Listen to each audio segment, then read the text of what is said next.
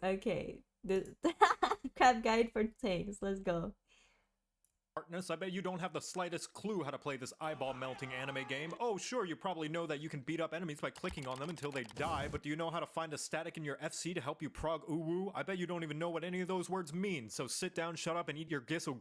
I actually understand what they mean now! I understand what these words mean now!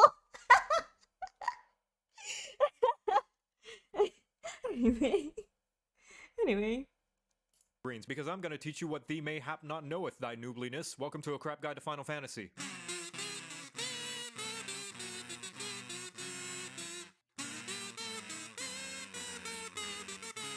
Luna, let's make a static in the front lines of every group, leading the I don't charge know to about that inevitable one. party I don't wipes, which think is I'm because good you enough are for the most that important yet. person in the party, having slap fights with the boss since everybody else is way too squishy to handle the puss-pounding patty cake. You'll never see Jimmy's soft boots eyeing up the cloud of darkness with his 2x4 and scriggly tree branch. But how hard can tanking be? Turn on your tank stance, do your 1-2-3 combo, and blame the healers when you die, right? That sounds like somebody who needs their short Q privileges revoked. Firstly, tank stance. You turn this on to start gaining enmity. What's enmity? It's where you shout at the bad guys, "Hey, hit me!" They'll be paying attention to you so long as you're dealing damage, so you better be dealing damage and not just having a staring contest. If you don't, then they're gonna start indiscriminately charging at the rest of the party like a dog in a movie theater. If you are the designated main tank, or in light parties the only tank, make sure this is on. If there is another tank in the party and you are the off tank, make sure this is off, unless there's some other bad guys you gotta pull. If you have conflicting stances with the other tank, they will chuck their shoulder pads at you. As a tank, you should make sure the bad guy's ass is facing the party as often as possible, as indicated by the bright glowing half-eaten donut underneath the target. This is so that if the bad guy sneezes, you're the only one getting down with the sickness. And also, if your party has anyone playing any jobs that particularly likes to clap them cheeks, you've provided a bright shiny spanking space. On top of this, as a tank, you are by Heidelin's blessings horrible at dancing, which is why Hey you should zombie, move as welcome little as in. possible once you've got the Welcome. How enemy's you attention. doing? That way the party can continue to whap the wumpus without having to chase down the bad guy's glorious booty. Just as well, because you have control of where the baddies are, you control how useful everybody else is. So if somebody puts down a useful AoE, stop fucking running away from it. Now that you have the baddie's attention and are in a nice cozy poking position, you don't have to worry about anything else, right? Ah, that's what I thought you'd say, you dumb fucking horse. Believe it or not, when you die, it's not entirely the healer's fault, just mostly their fault. That little bit of responsibility you have is based on how well you can juggle mitigation. What's mitigation? It's the buttons that make the bad guy's slaps hurt less that you sometimes press once a subscription and never think about again. You ever wonder why you have several of those buttons that all seem like they do the same thing? Well, that's because you're supposed to space them out over the course of a fight so the healers don't have to sacrifice their entire mana pool and firstborn child to get your frail ass through the dungeon. Remember not to bust your tanking load all at once, or else you're gonna feel a lot of shame when you're all out of juice and the boss still wants to go about 4 more rounds. Every tank also has a press X to not die button that can be used to survive any devastating attacks, or if you're a really aggressive paladin who drew every enemy in a dungeon ever and don't want the healer to hire a hitman on you. As for what your limit break does, tanks are thicker than the average Disney mom, to the point your honky chonky donkey bahonky extends to the rest of the party, protecting them from damage up to a whopping 80% at LB3. The thing is, unless you're a high-end player, you'll probably be using tank LB as frequently as a good player rolls high on loot. Overall, you have 4 flavors to choose from: punk, grunge, metal, and Christian rock. There's warrior for big axes, big anger, big self-healing, and if you like to do fell cleaves, again and again and again and again. If you prefer more brooding than cruding, the Dark Knight is great for doing your best guts impression. You get a huge ass sword, goopy black energy particle effects, and the literal best mitigation in the entire game, but it's balanced because they get the worst invulnerability button in the entire game. You press it and then it makes you die. Gunbreaker is called a tank, but everybody knows it's just 3 DPS in a trench coat, as designated by the fact you get a fucking gun and your swings explode. But you have to be a hardcore gamer since it requires a lot of cartridges. And finally, the Paladin, who tries to pretend they're a healer and caster, but only when the other healers and casters are looking. But fuck all that, because the most important thing is that you get the motherfucking sword and shield, baby!